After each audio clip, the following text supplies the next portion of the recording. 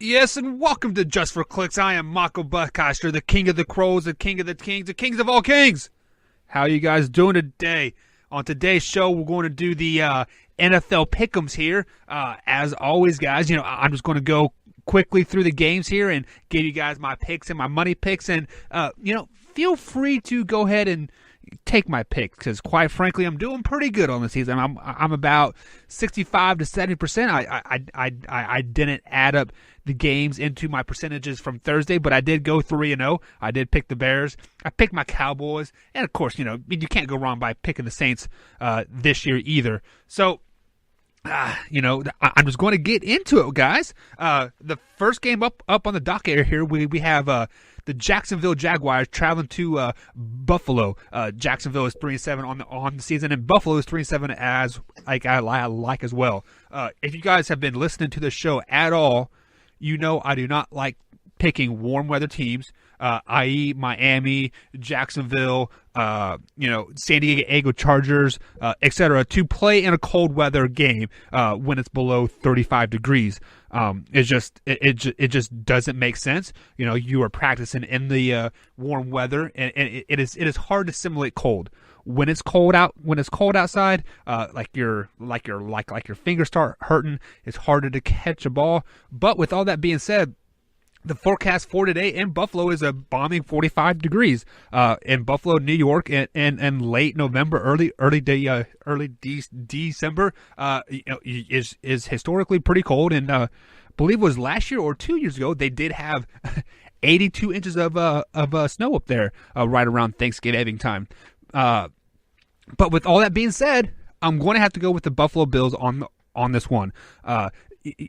They did win last week versus the Jets, but they did lose their previous four. But look who they played in their previous four, guys. They played the division leading Chicago Bears. They lost to the Patriots. They lost to a very trending up Colts, and they lost to a very trending up Houston Texans too. And if you look at the Texans, they've also had a fairly hard schedule as well, but their losses have become more lopsided. They did lose to the Dallas Cowboys 40-7. They lost to the Houston Texans at home 20-7. They lost to the Philadelphia Eagles at home 24-18. They did travel to India. They played the Colts really, really well, but they did lose 29-26. And then they last week they gave up a 16-point lead, losing to the Steelers 20-16. So with all that being said, give me the Buffalo Bills. They are a 3-point favorite here. As far as Jacksonville is 3-point favorite. So give me the Buffalo Bills and the points. Buffalo Bills. Moving on. We had the Cleveland Browns at the Cincinnati Bengals. If you would look at this game preseason, you would circle this like, what the hell are people thinking? Like, why are we even scheduling this game? But if you guys listen to any of the RTS Sports Talk show, I did pick the Cleveland Browns to be a playoff team. Are they going to be a playoff team? No, they're not. They are 3-6-1, 0-4 on the road. Cincinnati, you never know what you're going to get with Cincinnati. They are a mediocre team. Like they are 5-5, 3-2 at at home. They are just a mediocre team, and you never know what team is going to show up. Just looking at their past 5 games here. Did I miss it? Oh, there they are. There it is. The Bengals are 1-5 in their last 3 games. They only win coming three weeks ago, or right around Halloween time, versus the Tampa Bay Buccaneers. But their losses since then: Pittsburgh, trending up; Kansas City Chiefs, the best team in the NFL, behind the New Orleans Saints. They got beat by the Saints as well. And then they lost to a new and upcoming quarterback, Lamar Jackson, and the Baltimore Ravens here. The Browns, they are 1-4 as well. But they did come off a huge win last week versus Atlanta. But looking back at their losses too, a Kansas City team, Pittsburgh, a crappy Tampa Bay, and a very good Los Angeles Chargers team. So with all that being said, these teams are battle-tested. But give me Cincinnati at home today. They are a 1-point favorite. So give me Cincinnati and the points. I have faith in this one here. Next one up, you have New England at New York. Gronk is back for the Patriots. Give me the Patriots big. I think Gronk is going to just have a huge game. Jets just suck. Moving on here, you have the New York Football Giants versus the Philadelphia Eagles. If you look at this game a couple weeks ago, this is a dumpster fire game. But as things do in the NFL, they change week to week, day to day, hour by hour. With the recent injury to Alex Smith, Redskins are probably done. The Dallas Cowboys are in that driver's seat of the division. I believe they have 6 wins on the season. So this is a game. If the Eagles were to win, they would be behind. They would be a game behind the Cowboys. But if the Giants were to win, they are only 2 games out. And I do believe they do play the Cowboys later in the season as well. Looking back at the past 5 here, Giants are 2-5. But since that bye week, you did hear Odell Beckham say that they were going to run the table. Since then, they've beaten San Francisco 27-23, and they beat Tampa Bay 38-35. Good teams, no. But if you look at their schedule moving forward, it's just as bad. So looking back on the Philadelphia Eagles past games, they are 2-5 as well. They did beat the Giants earlier in October here, but then they lost to Carolina, beat a crappy Jacksonville team, lost to a very good Cowboys team, and lost to the second best team in the NFL, the New Orleans Saints. So with all that being said, who am I going to pick? Philadelphia is a 4-point favorite at home. Giants are 2-3 on the road. They have a better road record than they do have a home record, ironically, which is crazy to me. And the Eagles are 2-3 at home as well. But for some reason, I like the New York Football Giants in this game. I can't tell you why. My gut tells me that Odell is going to have a great game. I think I want to say Philadelphia has checked out on the season. That Super Bowl hangover is real, and I have the Giants in this one. Moving on to the San Francisco 49ers, traveling all the way to the East Coast to play Tampa Bay at a 1 o'clock game. This is crap for these teams from the West Coast traveling to the East Coast to play the 1 o'clock game. Because it is 10 o'clock where they're from right now, and they're expected to go out there and play a 1 o'clock football game, which is 10 o'clock their time normally with like their body clock. When you have an East Coast or a West Coast team traveling to the East Coast, since 2003, those teams have only won 30% of the games. Jameis Winston is starting for the Tampa Bay Buccaneers today, and Mullins is starting for the San Francisco 49ers. If Mullins throws for 250 yards this game, he would be the first player since who was it? The name slipped on my mind, but the first quarterback in 10 to 15 years to have 3 consecutive 250-yard games. So both of these teams are 1-5 in their last 5, and they haven't played anybody. 49ers lost to the Giants. They beat Oakland. And then they lost to Arizona, lost to the Rams, and lost to the Packers. Buccaneers last 5, they lost to the Giants, Redskins, Carolina, and Cincinnati, and beating the Browns in overtime back around Halloween. With all that being said, give me the Buccaneers, unfortunately. I just don't like Tampa Bay. I don't know why. I just don't like them. But I don't like a West Coast team traveling East Coast to play that 1 o'clock game. It is an unfair advantage for everybody involved. And so with that being said, give me Tampa Bay. And speaking of East Coast or West Coast teams traveling to the East Coast, you have the Seattle Seahawks playing the Carolina Panthers. Panthers are 5-0 at home this season. Cam Newton is, Cam Newton, he is what it is. Panthers have lost their last 2 versus the Steelers and the Lions. The Seahawks they did get a big win last Thursday night versus the Packers. I like Carolina at home. They are a 3-point favorite. So give me Carolina and the points. I feel they're going to win today by 7 to 10 points. I just don't think the Seattle Seahawks will travel well to Carolina to play that 1 o'clock afternoon game. Once again, it's a very unfair advantage, and it sucks for those San Francisco 49ers and the Seattle Seahawks to travel East Coast to play the 1 o'clock game. Moving on to the final 1 o'clock game of the day, you have the Raiders versus the Baltimore Ravens, another West Coast team traveling to the East. When I first looked at this, I did not see this until now. But you have 3 West Coast teams traveling to the East Coast to play the 1 o'clock games. Once again, an unfair advantage. Baltimore Ravens are starting Lamar Jackson today. He had a great game last week.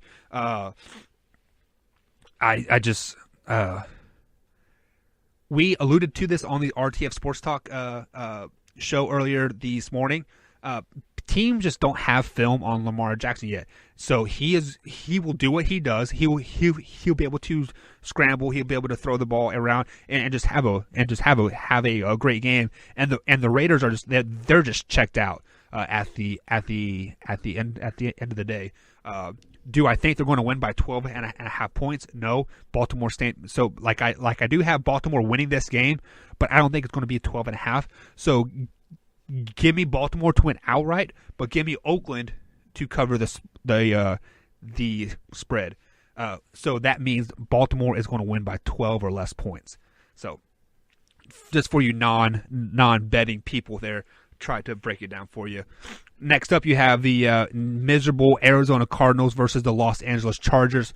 I've had the Chargers on my radar the last couple weeks here. I did say they are the 4th best team in the NFL, even despite losing to the Broncos last week. It's just that it's something about a division game that you can never check out any team. But the Chargers are 4 of their last 5 wins. Cardinals are 1 of 5. Their only win coming against San Francisco 3 weeks ago. Give me the Chargers by this one. It is a 14-point spread, so give me the Chargers and the points.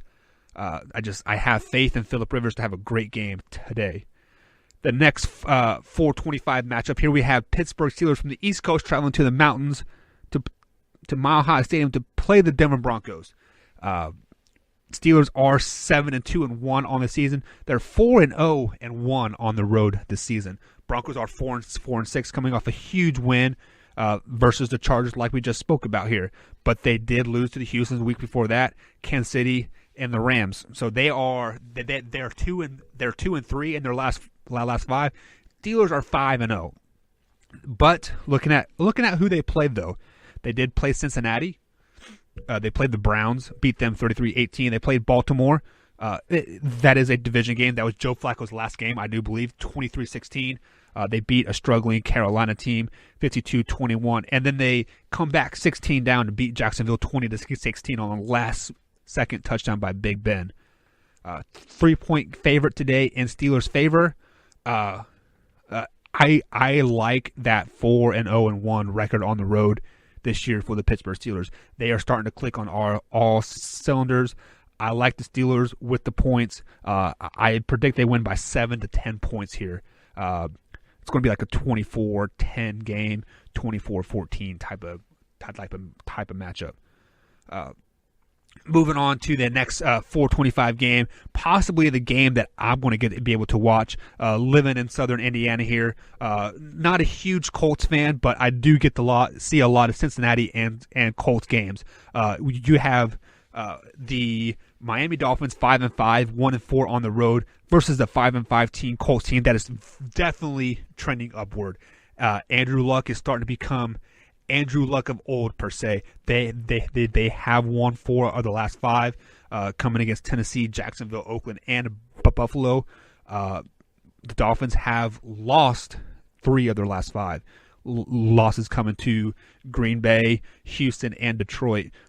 However, they did beat the Bears 5 weeks ago in overtime, and they did beat the Jets 2 weeks ago. You just don't know who you get with Miami at the end of the day. What Miami team is going to show up? Is the Miami team going to show up that beat the Bears 31-28 in overtime, or is the Miami team going to show up that struggled against the New York Jets or the Houston Texans? With that being said, give me the Colts, 8.5-point favorite. I think Colts win by 10. It's going to be a 35 24-25 matchup type of score there. So give me the Colts and the points. Sunday night game, you have the Green Bay Packers and that bad man Aaron Rodgers taking on Kirk Cousins and the Minnesota Vikings. 8:20 kickoff on NBC, the Sunday night football game. Flashback to week 2. These two teams tied. The Vikings did hurt Aaron Rodgers and like in that game, and I kind of want to add on that real fast here. I've been seeing some things on the interwebs that when the Vikings cannot beat a quarterback, they try to hurt him, kind of like Bountygate with Jim Fisher, or I can't even remember who it was. I want to say it was the Titans and Jim Fisher, but I don't know. But that Bountygate back in the day. No, it wasn't. It may have been the Saints. I'm not for sure. Either way, that bounty that coach had for those players to go hurt whoever it was. So it's kind of like the Vikings do that when they know a quarterback is going to beat them, they go and try to hurt them. And that's what they did against Aaron Rodgers in that week 2 matchup.